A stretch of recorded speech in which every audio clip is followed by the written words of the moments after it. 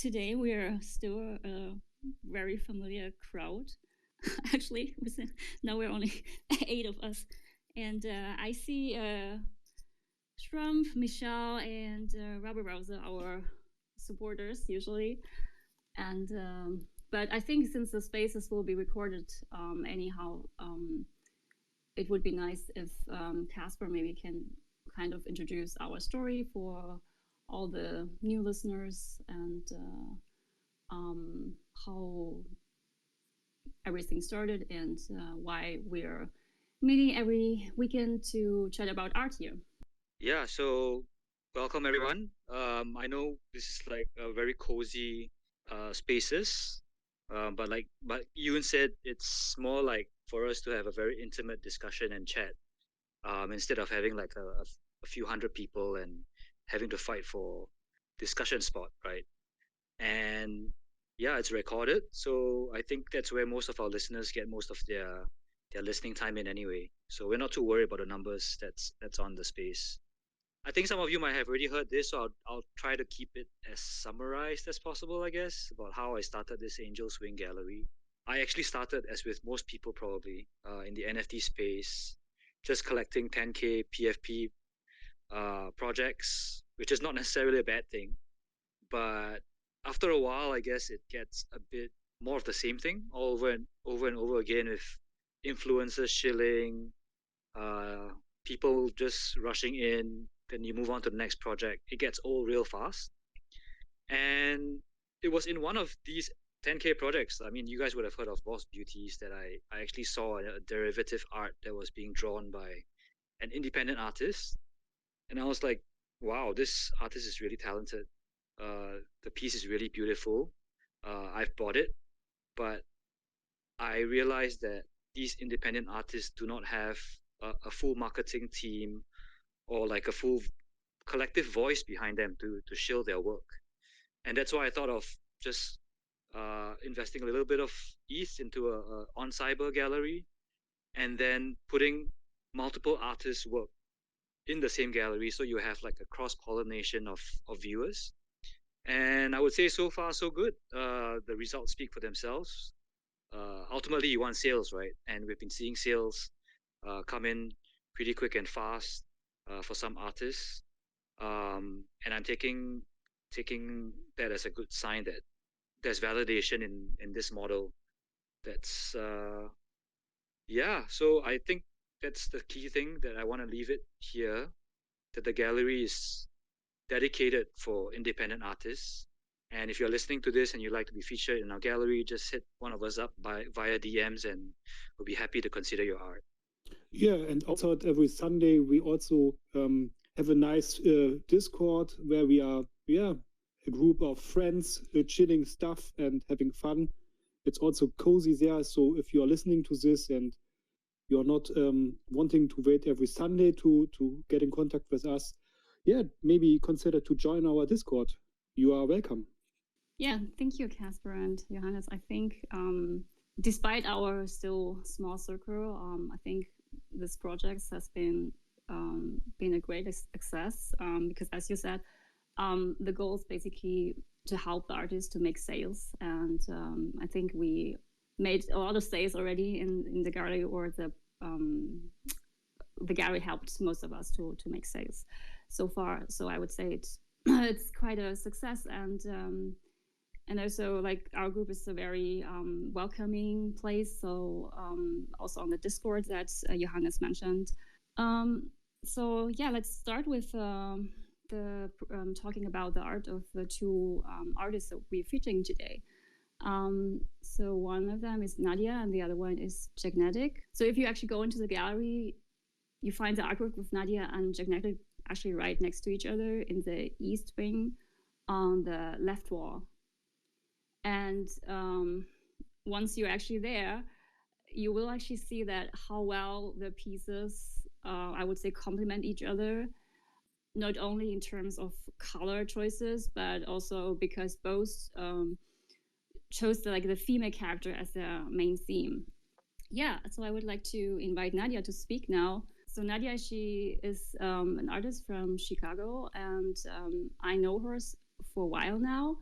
we met through one of the daily art trains on Twitter, and I really liked her minimalistic and colorful style of her artwork. And but I didn't have a chance yet to talk with her in depth about her art. So today I'm actually really excited that she's with us today to talk a bit about her story and the meaning behind her artwork.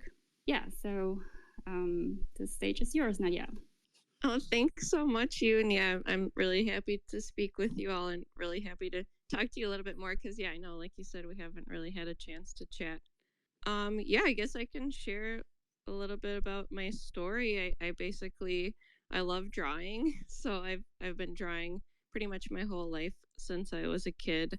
No formal training. I've had a lot of random career paths in my life, and it was really just the last year actually that I started dedicating myself more to my art.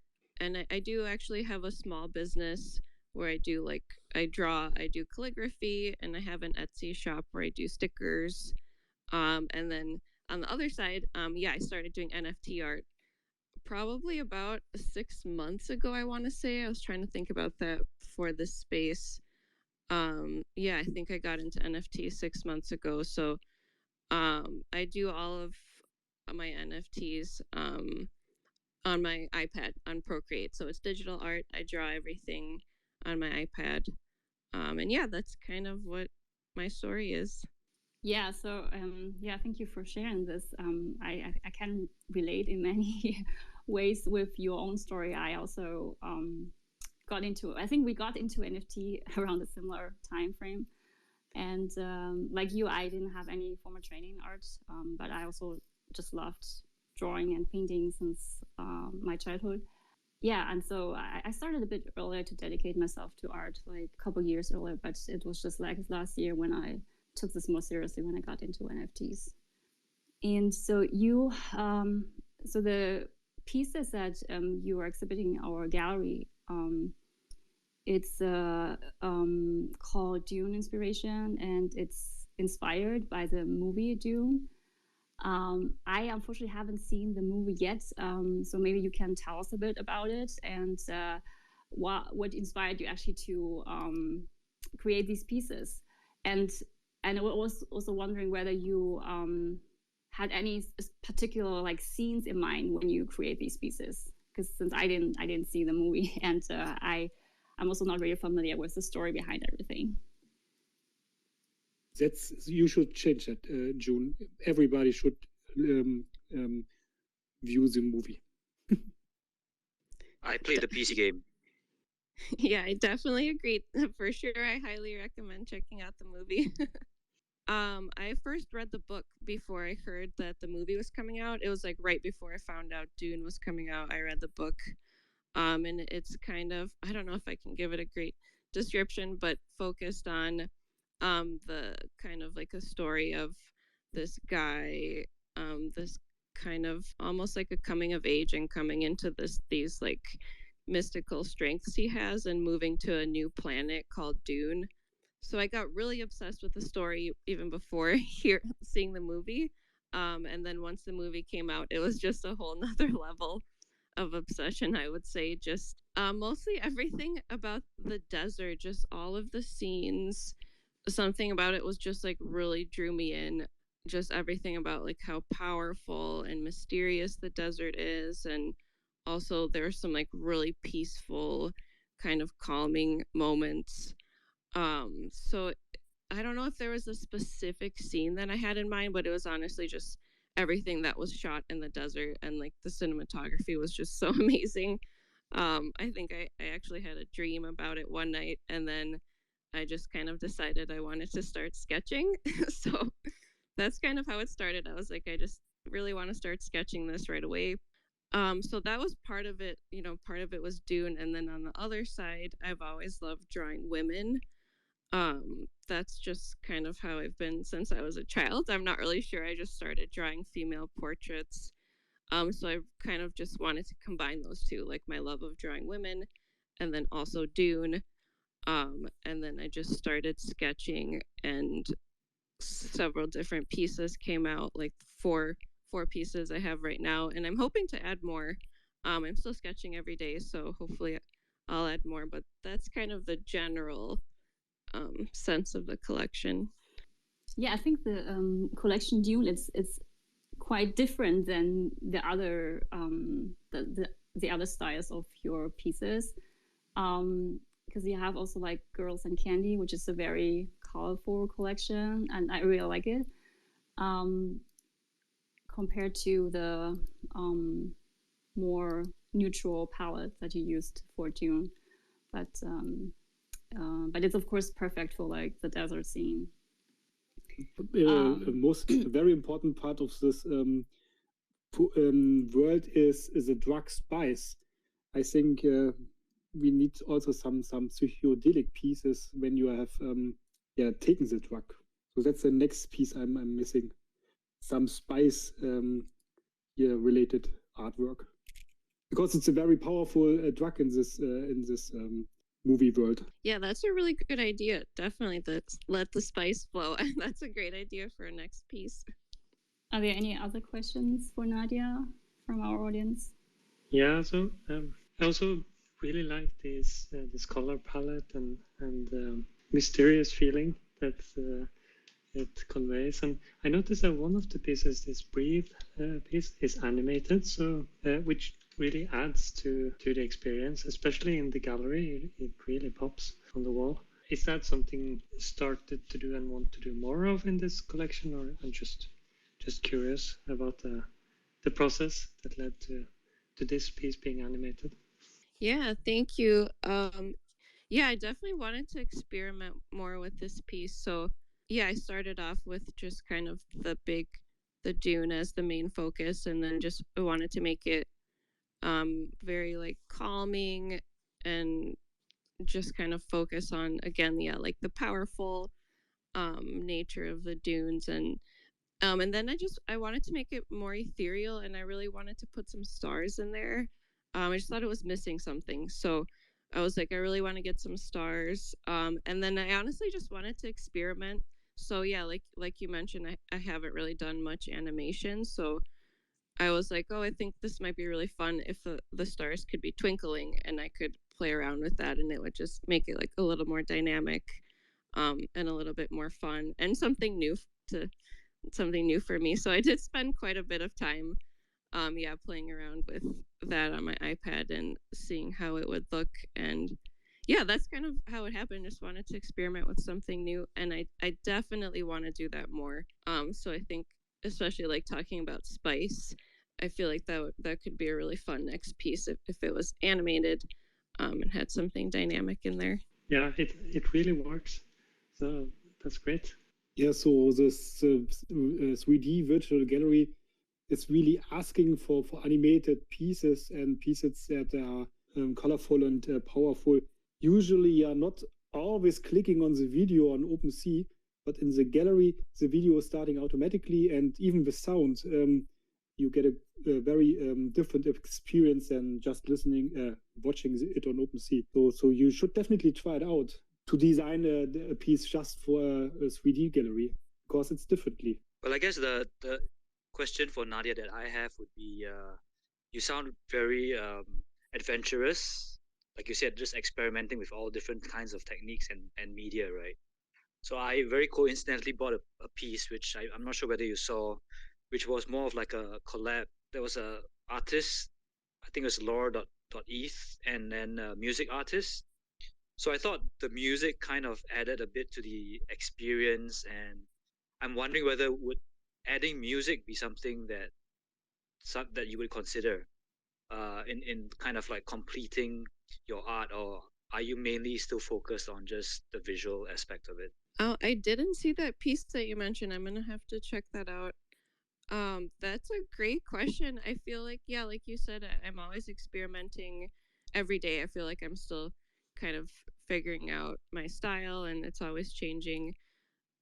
So I would be open to that. I think music does add a lot, and there's several artists that I follow that have music, and I do think it adds that like extra layer. It would just, it'd be a new fun challenge for me. I think I'm just obviously like I love drawing, and the digital art is like where my passion is. But I would be open to adding music, and I love that idea, and I would definitely consider that. So yeah, I'm really thank you for all these great ideas. Now I feel like I have some good, cool new pieces that could come up. Yeah, no worries. I mean, it's all part of the journey, right? The artistic journey. So I think where I'm coming from with leading on from Espresso's comment about animation as well as music is that I have quite a few friends who feel very strongly that art, NFTs especially, artists should be maximizing the use of the digital space, and they feel so strongly about that they don't buy art that is not animated or doesn't have music incorporated into it, because they say that they rather just buy the physical art. Whereas if they bought something that was in a digital space or in the metaverse, so to speak, they will want an additional dimension to it, which is either it has to be animated or it has to have some form of music or ability to conjure up an extra dimension of feeling compared to just looking at a static image. So I'm not sure if anybody has comments to that, but yeah, that's just where I'm coming from. Today is the evening of alpha for me. Caspar, we should figure out if it's possible to let the phone vibrate while looking at an NFT. This would be the first NFT which has animation, sound, and it might vibrate your phone. Woohoo! Yeah, lots of alpha on this chat. Yeah. So Caspar, that's a very interesting point of view. I think so. First thought is that it's a very like multimedia maximalist view. Like, oh, we have this shiny new tech, let's use it to the max, which I assume will kind of fade over time. Personally, I have a very different reason for preferring NFTs over physical art, which is really the ease of collecting. So it's so much easier to collect and receive the art. So that's really what I'm placing emphasis on, and of course that leads to collecting too much. Like I don't have enough wall space. So, but that's like a luxury problem. But I don't know, what you think. Is this really the future of NFT art, that it has to be multimedia? No, of course not. It's up to the artist, right? Yeah, it's up to the artist, but I feel like if I go onto the so-called premium marketplaces like Foundation, you see that a lot of the art pieces are animated, right? And those tend to command higher prices. Yeah, but I'm sorry if it's getting out of topic, but but Caspar, I know from the past that there were some galleries which tried to play music in the background because it was a new experience, and in the end, all traditional galleries are now again silent because it's somehow a trend, and then in the end, everybody will be oversaturated about it, and then we will go back to just still images. It's always the same, right? Yeah, I guess also we might also be in the experimental stage where people are just trying out new media, right? We'll see how this develops. Nadia, maybe you could. So from a technical point of view, I was wondering how you are creating these images. Are you using Photoshop, or are you using vectors for it? This was something I'm a little bit interested, because I like to understand how the work was crafted. Can you tell me a little bit about your creative process? Yeah, so I'm drawing everything on my iPad on Procreate. Procreate's the only app that I use. I don't know if you're all not familiar. It's like Adobe Illustrator. So I have I pretty much just use my iPad pencil, and I'm sketching everything. So it usually starts, I usually have like just an image in mind, or I'll have a reference image that I'm looking at on my iPad.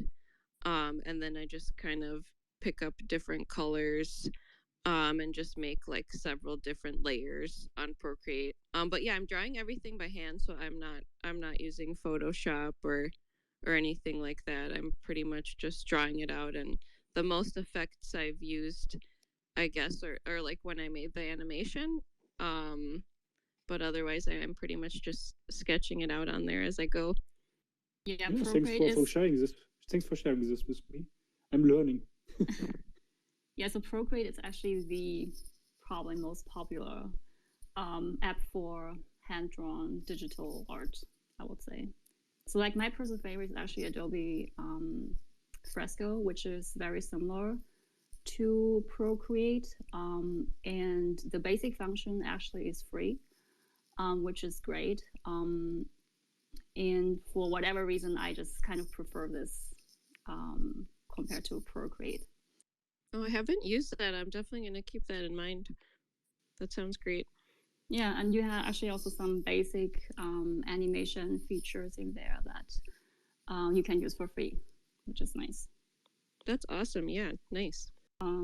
So are there any other questions to Nadia? Otherwise, we move on to Jacknetic's work, who would have been our second guest originally, but she couldn't join because she is actually traveling today. And I had a chat with her about her artwork, and I'm actually feel really honored that she trusted my understanding of her artwork enough to let me basically present her artwork today. And I can't really speak for her. I just trying to describe her art through my eyes and how I see everything. And so she basically told me that she was born in Accra, which is the capital of Ghana, and she moved to New York City with her family at the age of 10. And she still feels very connected with her identity as a West African woman, and with the local culture there. I think she still speaks 3 local languages, and she still has family there. I think this probably explains the close tie to the area. And she became an artist around the age of 5 or 6. As she told me, basically at the first moment when she was actually able to hold a pen in her hands. And like the born artist, I would say, right? And so for her, art has always been a form of expressing herself, her feelings and emotions, and how she basically sees the world around her. I asked her also how she got into NFTs, and she said that I assume probably last year she was introduced to Web3 through a friend who actually gifted her her first NFT, which was a crypto common, which is really nice, I think. If you're looking at her, she has 3 collections on OpenSea, and if you look at her pieces, you will notice that she basically just portrays women. And I asked her why she basically choose women as her cloud in Chinese. And she realized that it was like really short. And if you look at her other, the names of other pieces or the title of other pieces, I don't know, the Dam or Princess Tum Tum. So it kind of fits, I think, into this style. So yeah. Yeah, I just wanted to add, this is not really a question per se, but how I managed to get Jacknetic's pieces into the gallery. I mean, she's such a popular artist, right? She was actually one of the first artists I approached for the gallery, because I saw that her pieces were really beautiful. I mean, for me, I'm not an artist. I get very attracted to the simple things like colors. And when I saw how her Water Magic collection had a very nice contrast between a very old looking, antique looking art style, but yet had modern splashes of color, it really pulled me to those pieces. So I immediately wrote to her, and literally while we were talking, I think her pieces were just like selling like hotcakes. And after a while, it became so difficult to keep track of her soul pieces that I think we just let it slide, because it was not possible to keep refreshing her pieces fast enough anyway. But it was really nice of her to get back to me after a while and said, "Hey, I remember we had this conversation before about featuring my work in the gallery, would there still be spots available? And to that, I said we'd be really honored, because I mean, she's such a popular artist. I think she's one of the few artists where the secondary sales are also at a very healthy level. And I just was very grateful that an artist of her stature still remembered our old conversations, and I think it speaks volumes about the artists themselves when they remember the people that got in touch with them before they got big, right? So that's just a small story I wanted to share. Yeah, so that's what we want to help artists to achieve, right? Through this gallery, to get to this. But she was too fast. She was too fast. Her artwork just rocketed. Meanwhile, but also from a technical point of view, I'm really amazed from her style, because she's you see that she's just drawing one line, and it's perfect, and she don't has to correct them, which means that she's really talented, making an expression, a wonderful image with just one stroke. This is something which is impressing me.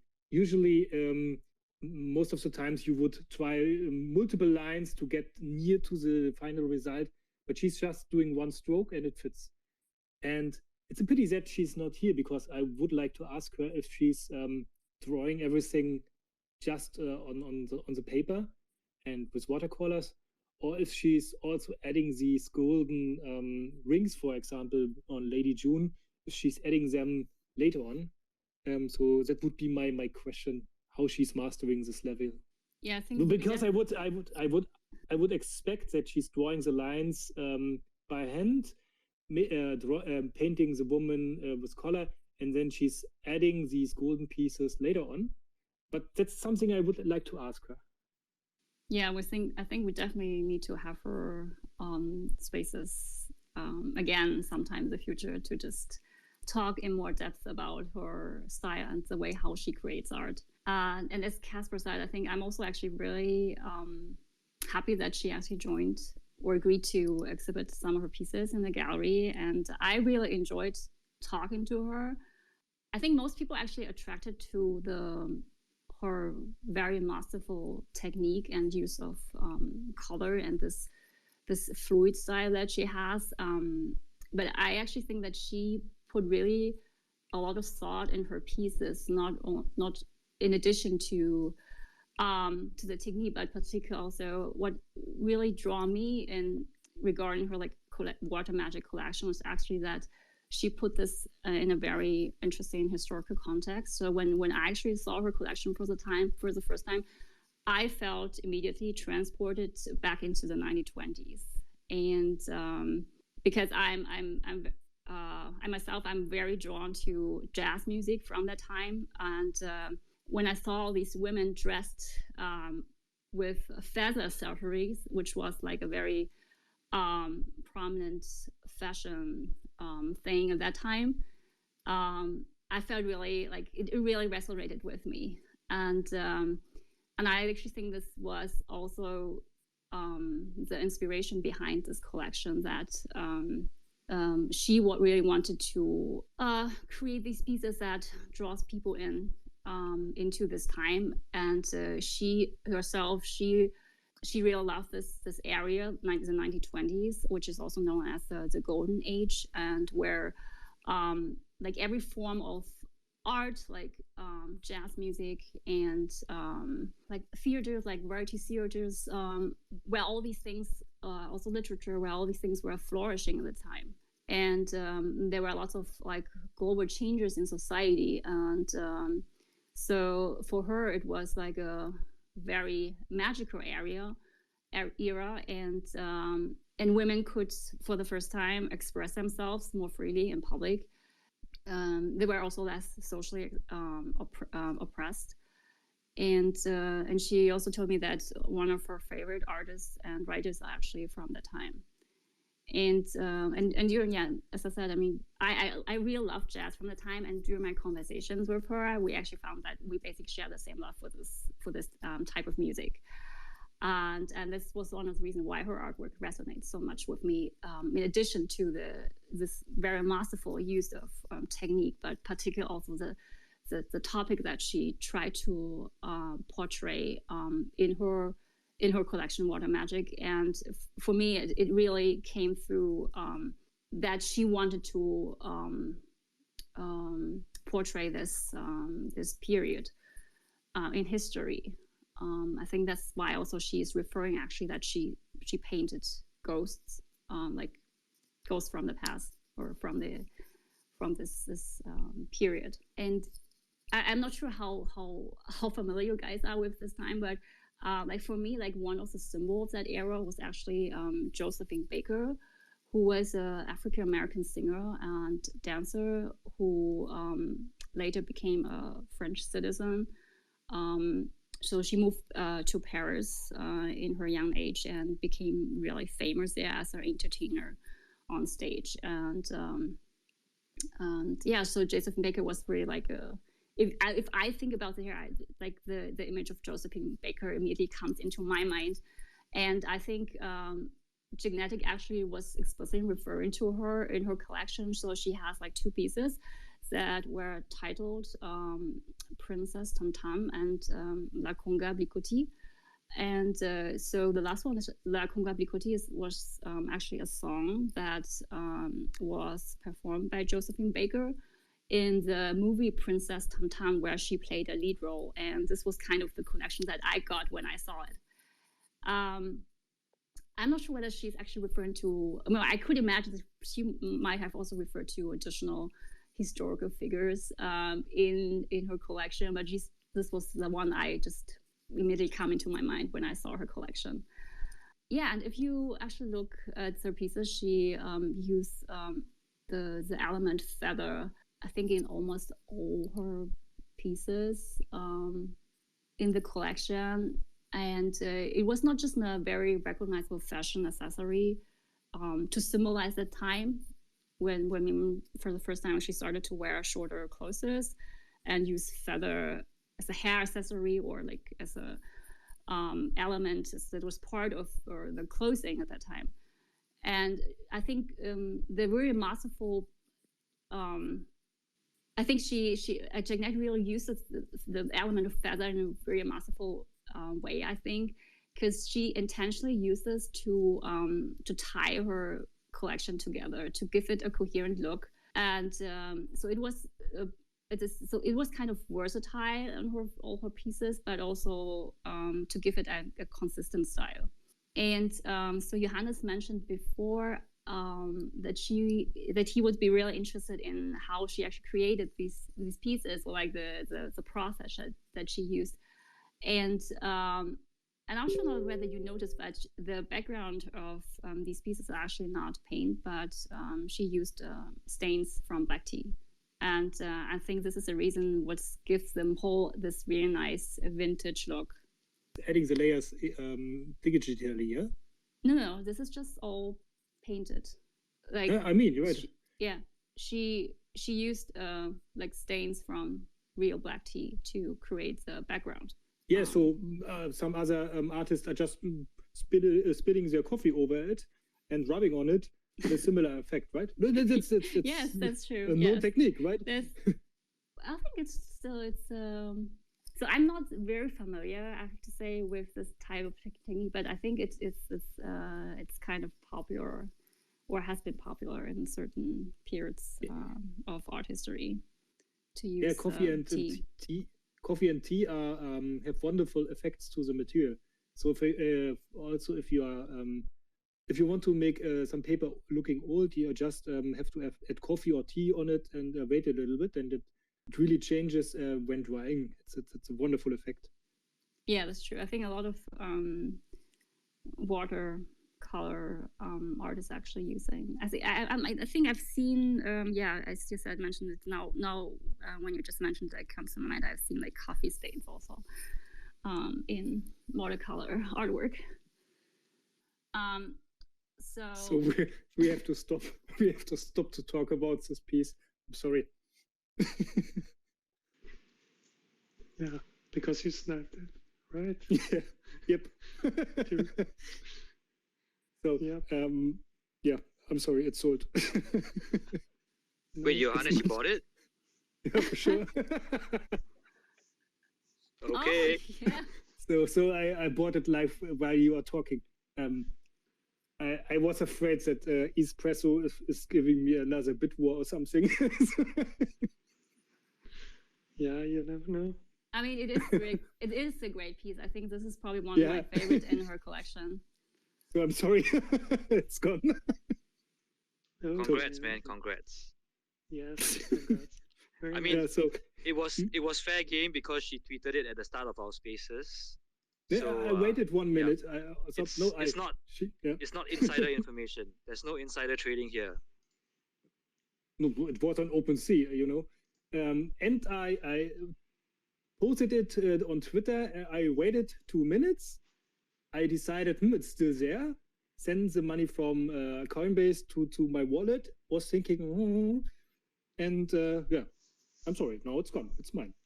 So yeah, I have looked on this collection for 1 week now because we prepared the space, and I have also looked on that piece before because I think she listed it a while ago. She made it popular on Twitter. She talked with her followers about it. For example, that she moves the eyes from the woman around until it fits perfectly. And so I was already very aware of that image. Nice, nice. Okay, so then we transition over to the next piece of the regular programming, right? Oh, let me. I wanted to add something because Okay, when I actually talked to her, there were 2 thoughts that I found extremely interesting that came up in our conversation. So one is the question: how explicit does the artist need to be in his or her art statement? So during my chat with her, I noticed that she really enjoyed when people could make sense of the meaning behind her pieces, like by themselves, without requiring too much explanation from her side. So I think she purposely kept the details or the explanation in a wake on the wake side, I think.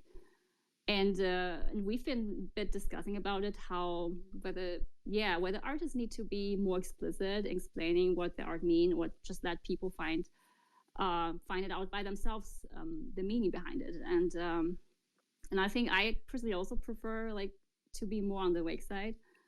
And I think it's kind of so interesting because I mean, art is in general very subjective, and it's kind of good to give provide the room or space to let people decide on their own what they want to see in the art. And if this kind of reflects the way the artist intended, yeah, it's great. But if the person sees something different, it's fine too, right? And the other thing that I wanted to mention is, and I think this can also be because last time I remember that Casper started to ask our 2 artists that have been featured during last spaces what advice they would have for other artists or like artists starting out. And so I can't really give advice, but like Jacknetic, she said something that really made me think. And she said that she is very attracted to art that are rather provoking emotions than being perfect regarding like how regarding the technique, that it's really perfectly made, that it's like it perfectly represents like an object. And this, what she said, really made me think, because I also think that artwork doesn't really need to be perfect. Like being imperfect, actually, it gives this whole uniqueness, right, to the artwork, and it makes it kind of also stand out, I think, because if everything is just perfect, there would be like no difference anymore. And I think even by being imperfect, a piece can actually evoke more emotions. And yeah, I think like also like coming back to what we discussed before, that do we really need to max out like all the all the technology to draw attention to art through animation, through animation, through music.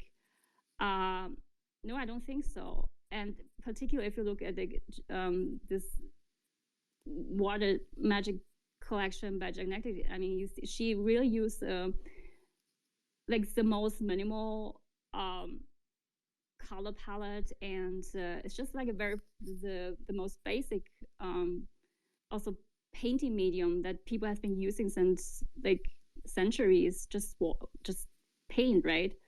And I think one of the reasons is because it's really the emotions really come through, and yeah, I mean, I think you don't really need so much to tell a story. I think just by being imperfect, there is kind of also a tendency actually towards perfection. Add my comments. I'm still not at the level of Yune when it comes to all these historical significant events and all that. I do agree that in the vagueness of art, that's where it gets its beauty, right?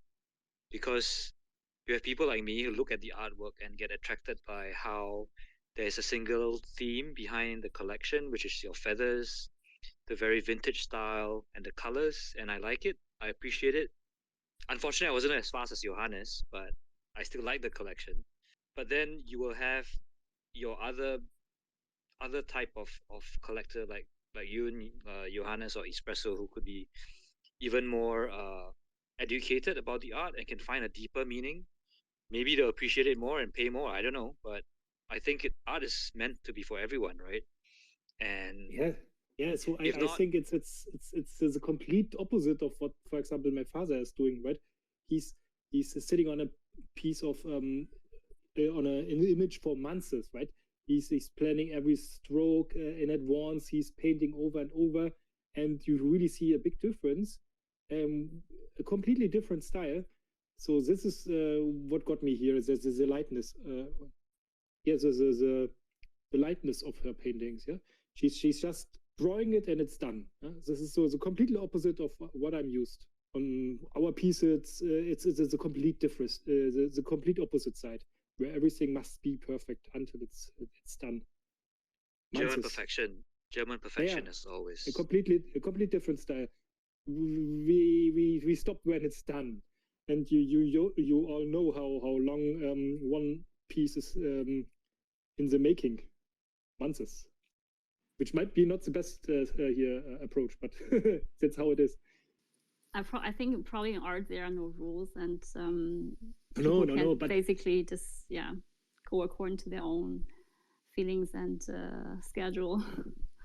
Of course, other people are just attracted to exactly this, that somebody invested poor time in it. But on the other hand, as I said, I admire the possibility to make something so beautiful in. I'm not sure how long she's using. She how much time it takes her, but it looks like it was done with very much ease. You know, this is what I really like.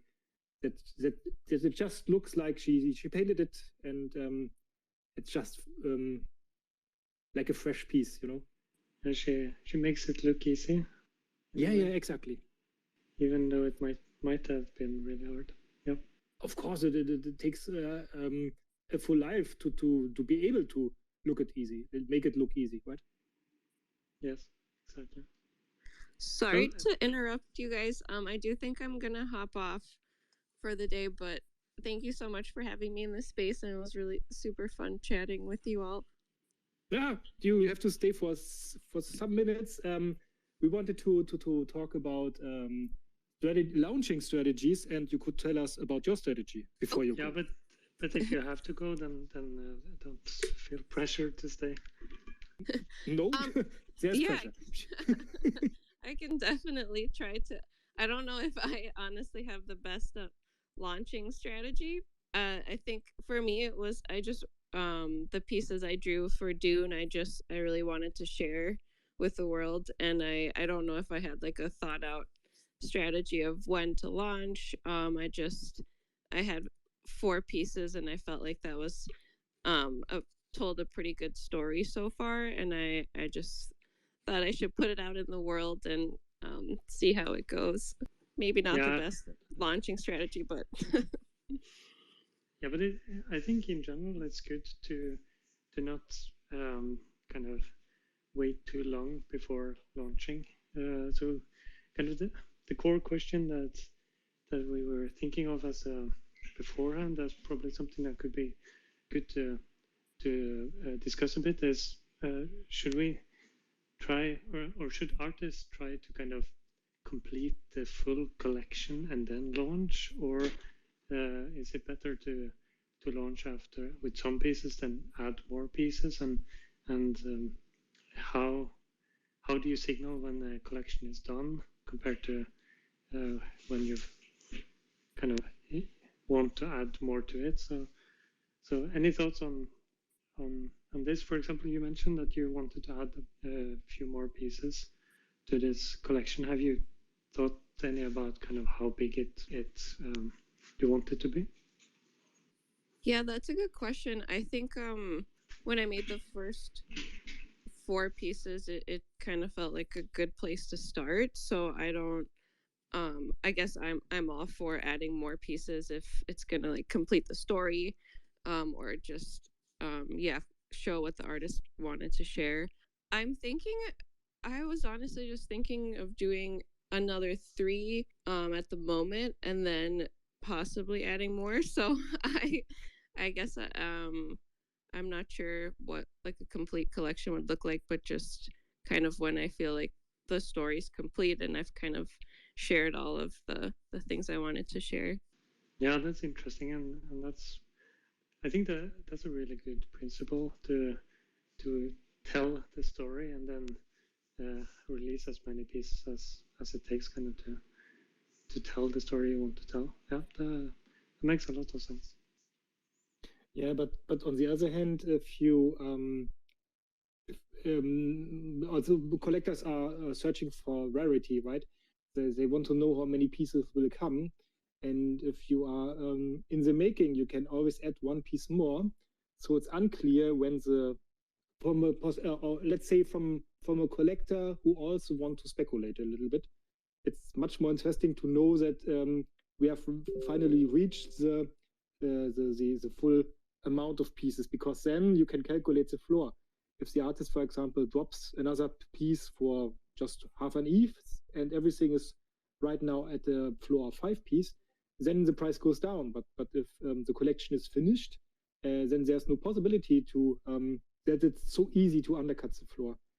Of course, some collector could go panic and undercut the floor. But if I know that the collection drops at once, then I know then I can calculate the floor much easier. So for as an investment, I would prefer to know the maximum size of the collection. And if the artist launches the full collection, then I know that the maximum size has already reached. And then you can also, for example, see, okay, the collection has 10 pieces, 5 are sold out, and next day 8 are sold out.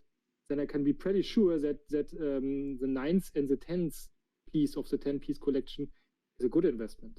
So as a collector's view. Yeah, that all makes sense from the collector's view, and especially the financial side of it, which of course matters, even though it's always best to collect without having to think too much about having to sell, right? But I think from an artist point of view, but it's nice to know that you have some valuable pieces, right? I enjoy looking on pieces which are expensive much more than stuff which is going down. Okay. Much more joy. I have to disagree on that. Like, price doesn't matter when I'm looking at the piece. Like, yeah. So the majority of things I collect because I like it, and then kind of the price I paid and whether or not it's possible to sell it, that doesn't matter after collecting it. But keep in mind, I typically invest in NFT projects for the profit side of things, and then take the profits and buy art for those. So I'm not depending on being able to sell any art, which is the way I prefer it, but of course. You don't. Okay, maybe I've said it wrong. So I buy the art for the art, right? But for example, I have some physical pieces in my house, and of course, it's a much better feeling if I know that this piece had some value when I bought it. So art is usually something which is you buy it also because it has value, right? Not just because it looks nice, because then I could also buy a poster, or I could get a print of something. But I'm buying the art because it is very valuable. It's not something you can get every day. It's something which is rare and which has a high price. I think that's at least, sorry if I'm coming again from the traditional market, but people like to buy stuff which is expensive and rare. Forever, since ages, since ever, they want to have a piece which is, expensive. Yeah, there is this side of the coin, which is kind of the art as kind of the status symbol, to call it that, right? You can buy an expensive piece of art and put it on the wall, and others see it and and other people will admire it. You make a party at home, and then they say, "Oh, it's a piece from that artist. I know it's expensive." Oh, it's a totally great feeling, Shilling your art. Yes. Yeah, so that's one motivation, right, for buying art. But there are many different reasons for buying. So in terms of collection size, we had this discussion on the Discord earlier as well, where I posed a question of I made a collection of 16 pieces, and then what should I do if I make more pieces in the same style? And I think we had a really good back and forth there, talking about kind of how it is important to stick to what you say from the outset, right? When you create a collection and you say there's going to be 16 pieces, as I did, that should be it. It should be final. And if there's more art coming later, then it's a new collection. I was also wondering, in terms of this topic, I wanted to ask Yune, because you've made a lot of different art in many different styles, and wanted to hear how you're thinking about kind of the collection aspect of all of the various styles and all of the great art that you've put in. You've already created various collections, right? Yes. I think before I want to come to this, I wanted to say that, Nadia, if you really need to leave, there's no pressure to stay, because I think like 10 minutes ago you mentioned that you really need to leave, but you're of course welcome to stay. Yeah, Nadia, thank you so much for staying on. We really appreciate it. Thank you so much. I mean, you're in like a beautiful Miami conference, so please don't let us stop you. I'm sorry, this was a very German dry joke, Of course, you're not forced to stay. You're good. I just didn't want to drop off without saying bye, but thanks, you guys. Yeah, thank you. It was really nice to have you here and talk to you. Thank you. Bye. Bye. Bye. Bye-bye. I think when I made I don't know how many collections I already have, but I think if you go about a collection, you basically just try to make a collection that is coherent in style, or a particular theme that you want to, or a story that you want to tell. I actually have right now I have the problem that I'm working on a new collection, and I'm actually exactly going through the same question that we have been discussing, more that Espresso has talked about right now, is like, the sizes and also when to release it, whether to release everything one after the other or to release all at once. And I have to say, like for pieces that takes me much longer to create, particularly the illustrations, I think it's really hard for me to release everything all at once. So in that case, I would probably release it like, continuous drop. But like sometimes the illustration, I mean, it also takes me time to think about the story that I want to create, which can sometimes take like 2 or 3 weeks, I have to say. And so if I would need like plan out this, I would probably need a year, I have to say, until I can release the whole collection. And I think it really just depends on the story that you want to tell. And sometimes I think it's just totally fine to drop like the pieces continuously. While I have some abstracts where the story was kind of like clear to me and the style was clear, and so it was just and like for the some of the abstract collections I have, I would say they probably took me 2 or 3 weeks to create. So it was just like more doable, like in a certain time frame, to release them all at once, compared to the illustrations. That's yeah. Does this answers your question? Yeah, thank you. Yeah, so yeah, go on. So okay, thanks. So what I was thinking, or at least what me and Olaf were thinking about. So we are starting some collaborations, and all these other artists are much more major in the NFT space.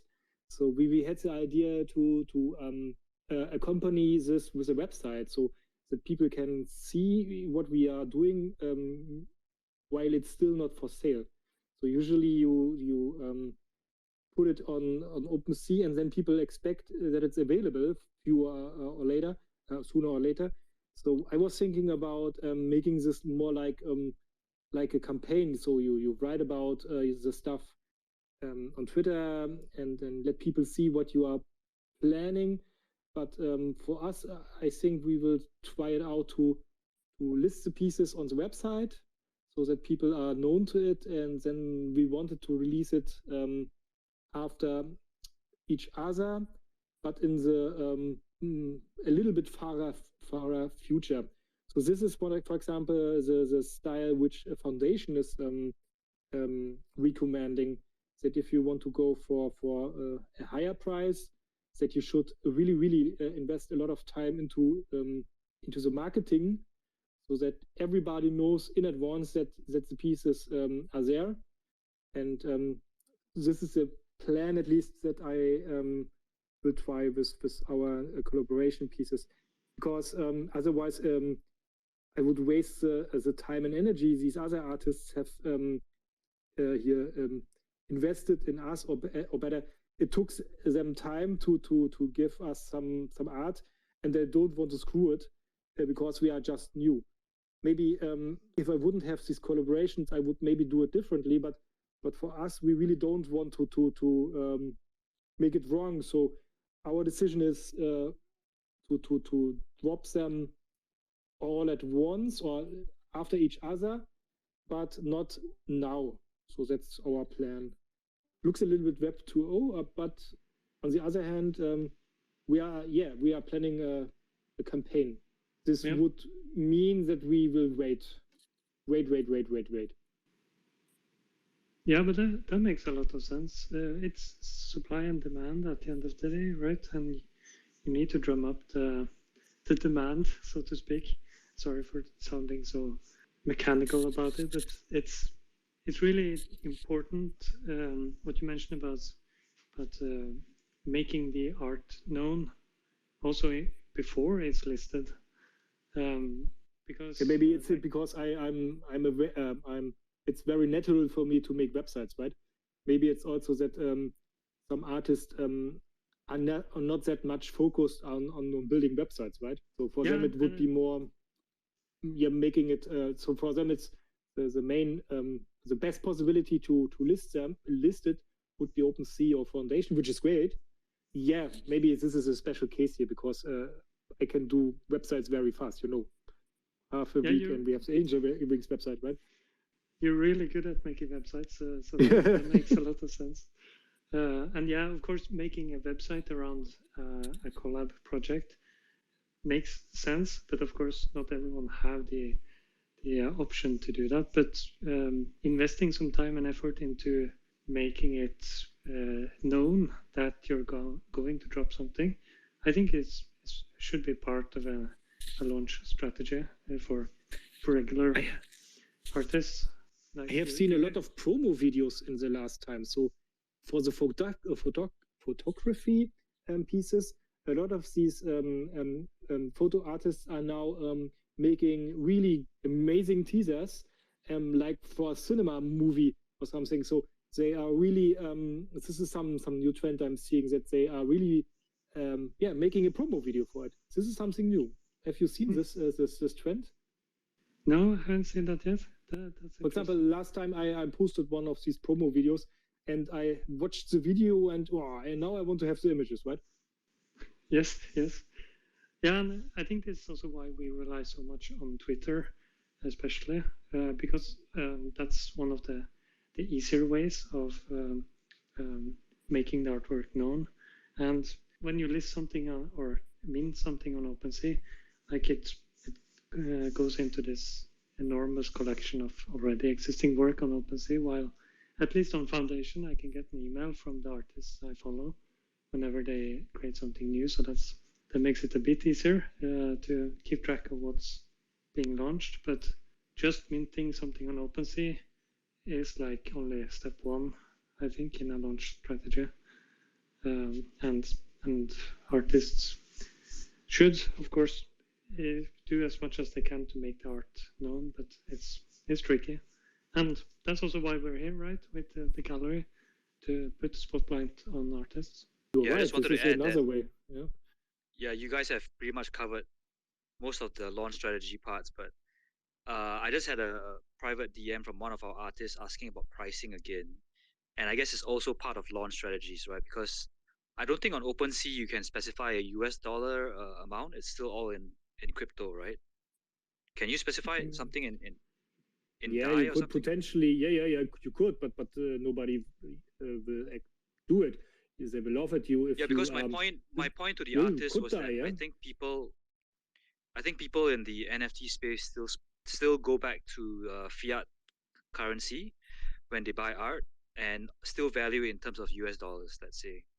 So if you, let's say, had a collection of 100 and you had priced them at 0.05 ETH and ETH suddenly skyrocketed to like 7K, you're not going to be able to sell your pieces, right? So I think it's just an additional dimension that's a bit stressful for artists. Yeah. Or maybe no, I can.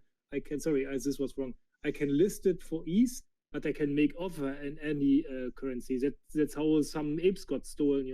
They offered 150 DAI. Yeah. But not for sale as an artist. I think there's only ETH. Oh yeah, that age-old trick of offering in DAI. Ugh. Yeah. This happened last week. There was some popular sale around 100 or 150 ETH, and then some other ape owners got an offer 150, and it's gone. Die. Yeah, that's not good.